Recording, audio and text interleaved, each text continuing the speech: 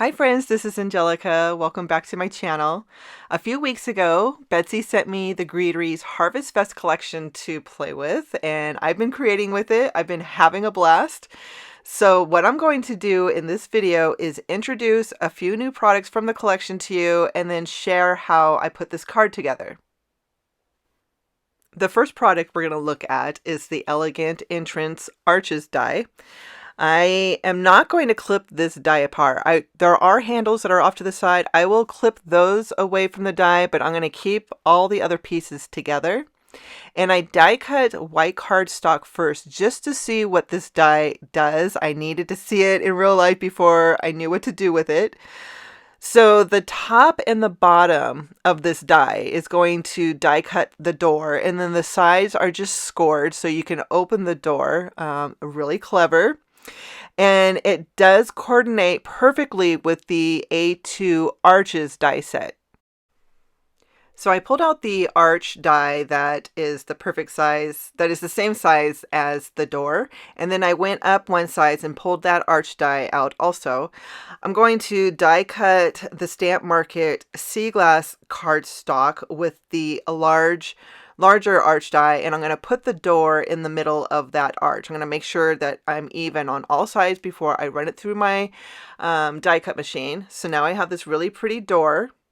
Now I'm picking out what cardstock I would like to use to make a frame to put over the door. And I went with the Stamp Market Pacific cardstock, which was the darker one. So I'm going to stamp an image onto the cardstock before I die cut it. I'm going to use the Elegant Arches red rubber background stamp for my image. And this stamp came out last year, and it's such a beautiful stamp. I cannot believe I have not used it yet, but today's the day.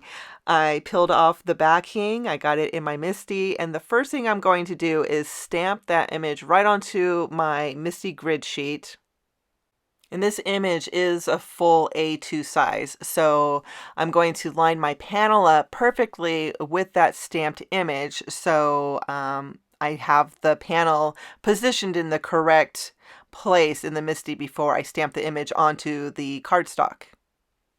If I didn't have it positioned correctly, I would just flip the panel over and stamp it again on the other side, but I just want to do it the first time and move on with the project. So I'm using Peacock ink from Concord and Ninth to stamp the image, and I'm just getting a really good impression down onto the paper, and the panel came out perfect. The stamped image is lovely, so we're going to get a window die cut out of that panel and start putting the card together.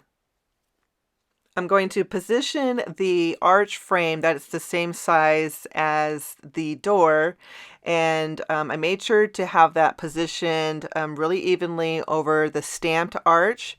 I ran it through my die cut machine, and now I have this really pretty frame to put on top of the door. Now, I'm not quite ready yet to attach all of this to a card base, but I need the door and the frame to stay together. So I attached the frame to the door on the front of the panel with some low-tack washi tape, and then I flipped the panel around and I put more washi tape on the back side. That way I was able to take the washi tape off the front, and now the panels are connected, and I can keep putting that over a card base while I'm trying to figure out how I want to put the card together. Before I get to the rest of the card, I still need to finish the door, and the last thing to do is to put the handles on the door. So I'm using the same coastal cardstock that I used for the background, and I ran that through the die cut machine with the door dies, and now I'm just going to put them in position and use a little bit of glue to keep them on the doors. So now that we have this done, we need to decorate it, and I'm going to use the new Autumn Harvest die to make some embellishments. So it's like we're decorating our front porch. There are a few pumpkins in this die set and then a wheat stalk. So I die cut white cardstock with the die set, and then I'm going to use Distress Oxide inks to color in all the images. I started with Wild Honey Oxide ink first on the pumpkins.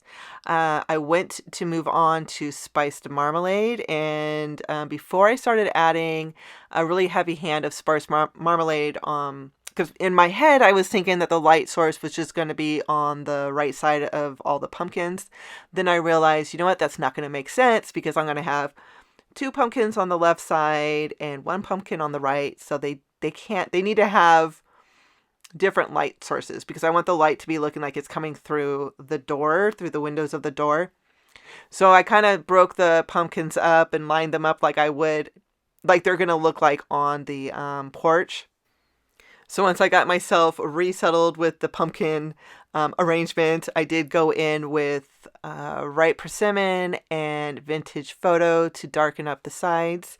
And I used Vintage Photo to ink the pumpkin stems, and then I'm just going to use just a drop of glue to attach those to the pumpkins, and I will ink the other pieces that are in this set too. Now the wheat stalk was really easy to do. I just did a quick wash of antique linen, and then I have a sponge that has tea dye. I just lightly brushed that over the cardstock just so some of the color would just sporadically hit the paper. And then I did the same thing with Vintage Photo. I didn't want there to be too much of the darker colors. I wanted it just mainly to stay the antique linen color. And then to finish the die cuts, I just splattered them with some watered down brown ink. For the sentiment, I'm going to pull a sentiment from the Thanks Always stamp set. And there is a coordinating sentiment die set that is sold separately. I used that die set to die cut white cardstock, and then I lined up the coordinating stamps in my MISTI and stamped the images with black ink. I also stamped one of the smaller sentiments in the stamp set that's going to match the word thanks. And I'm going to die cut that with a banner die from the Sentiment Suite Basics die set.